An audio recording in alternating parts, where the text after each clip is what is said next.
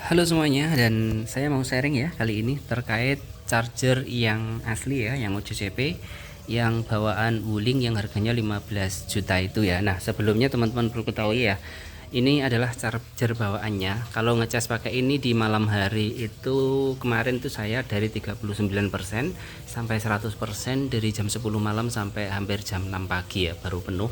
Tapi karena listriknya udah sendiri jadi nggak masalah ngecasnya tiap malam. Dan dulu saya pakai ini yang merek ini, itu ketika saya ngecas memang cepet sih ya, 32 ampere. Sini tuh agak panas ya sini, jadi ketika kita ngecas di sini panas, tapi kalau pakai itu nggak panas sama sekali di sini. Dan efeknya ya entah itu penyebabnya itu atau apa saya nggak tahu, belum belum keluar ya, apa namanya tuh, investigasinya itu belum keluar. Jadi sampai OCB saya tuh nggak bisa dicas ya. Jadi banyak teman yang tanya itu, lah awalnya gimana? Awalnya tuh normal, saya dari luar, terus kebetulan baterai habis, saya colokkan itu ke sini ngecas sekitar 15 menit, tiba-tiba itu jeglek cetak gitu.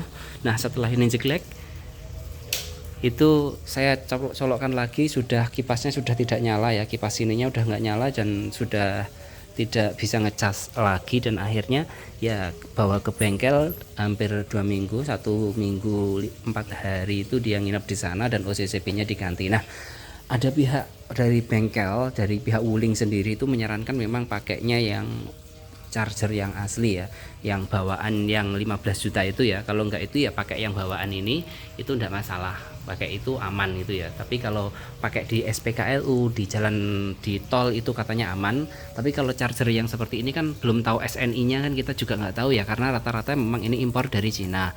Banyak sekali di Shopee, di Tokopedia yang jual itu. Nah akhirnya saya nggak pakai lagi yang ini, dan kemarin tuh ditawari 15 juta untuk charger yang aslinya bawaannya Wuling. Kemudian saya pikir-pikir, setelah saya hitung ternyata kalau saya pakai charger bawaannya yang 15 juta itu dengan modal 15 juta, ternyata BEP-nya tuh lama sekali gitu ya. Jadi pemakaian saya sebulan itu listriknya habis 500.000 ya. Untuk ini aja, untuk ini aja 500.000. Kalau saya pakai chargernya yang dari Wuling yang 15 juta itu, ketika saya ngecas di jam 10 malam sampai jam 5 pagi, itu saya dapat diskon 30%. Oke, kita ambil globalnya aja. 30% dari 500.000 kan sekitar 150.000 ya. Nah 150.000 itu kalau harga chargernya 15 juta, saya bagi 150.000 itu, maka dia akan kembalinya sekitar 8 tahun ya. Jadi lama banget untuk BEP nya. Jadi akhirnya ya udahlah, nggak usah perlu fast chargingan, kita pakai yang bawaannya aja. Setiap malam kita colokkan itu lebih aman, dan akhirnya kita tidak jadi ambil yang charger 15 juta itu, walaupun dapat potongan 30%. Jadi ya tetap saya 500.000 tanpa potongan, ngecasnya sesukanya, karena potongan itu hanya berlaku di jam 10 malam sampai jam 5 pagi ya. Dan ketika kita hitung dengan harga charger OCCP-nya yang mahal itu sangat tidak worth it sama sekali. Sebenarnya tidak hanya chargernya PLN, chargernya Wuling yang OCCP itu yang dapat diskon. Charger third party pun, pihak ketiga, aftermarket seperti ini, itu yang ada wifi-nya, yang bisa connect ke wifi internet, itu bisa didaftarkan OJCP di bisa didaftarkan diskon di itu ya, apa namanya, aplikasi home chargingnya PLN itu. Nah itu mungkin perhitungan untuk kita ya, untuk teman-teman semua. Tapi memang harus sabar sih kalau pakai itu tuh, di malam hari kan nggak kerasa juga, tapi kalau ngecas di siang hari memang harus sabar ya. Tapi dengan perhitungan segitu, saya hanya bisa ngirit 150.000 per bulan dengan modal 15 juta, itu enggak worth it ya. Karena 8 tahun ya kalau kita masih pakai, kalau udah 4 tahun nanti ada model baru lagi mobil listrik kan kita juga nggak tahu. So itu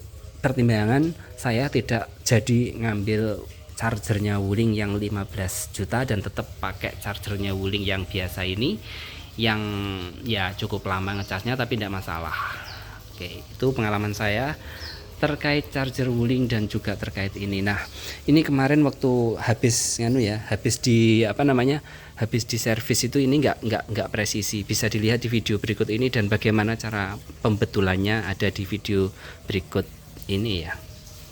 Benahin kap yang nggak rapi ya. Ini kapnya nggak rapi ya. Ya, di sini ada gapnya segini, ya nggak? Di sini gapnya habis. Terus kemudian di sini ada gap lagi ya. Gimana cara benahinya? Nah ini kalau dilihat dari jauh kelihatan kan, kayak di sini nggak pas itu. Nah, kita akan bongkar dan kita akan benahi. Kita buka dulu ya. Nah, ini tempatnya di sini untuk jagang ininya biar nggak kembali ya. Setelah seperti itu, kita akan buka ini ya, baut yang ada di sini kita buka semua. Karena ini, nah ini kalau teman-teman lihat ini nggak presisi ya, pasangnya ini nggak presisi. Jadi kalau ada seperti ini biar kelihatan bagus, nah, kita bongkar. Nah, setelah baut-baut ini dibongkar, ini bisa diangkat ya, gini modelnya bisa diangkat. Nah, ini yang sini ini yang nggak presisi ini karena ininya nggak ngeklik ya, ininya nggak ngeklik, jadi cuman ditempelin gini, jadinya nggak ngeklik, akhirnya dia nggak presisi. Kalau ini kan ada kunciannya sebenarnya, dan ini harus diklikkan. Nah, saya klikkan dulu. Sekarang sudah presisi ya. Caranya ya, setelah dibuka baut ini ditarik ya, agak ditarik ke depan, kemudian ditekan ke bawah, dicelkan gitu. Mungkin teman-teman yang sudah dibuka dashboardnya pernah ngalamin seperti itu. Jadi ini nanti kalau udah ditutup udah presisi ya, tidak seperti tadi yang sini ada rongga gitu. Nah ini masih sedikit, nanti kita baut gini dia akan kembali. Nah, coba kita kembalikan bautnya. Sekarang sudah presisi ya. Nah, udah presisi. Jadi ini jarak yang di sini itu sama semua di sini. Jadi nggak seperti orang ompong, awalnya kayak orang ompong sini mepet tadi ya. Gitu cara membenarkannya, gampang sekali. Oke.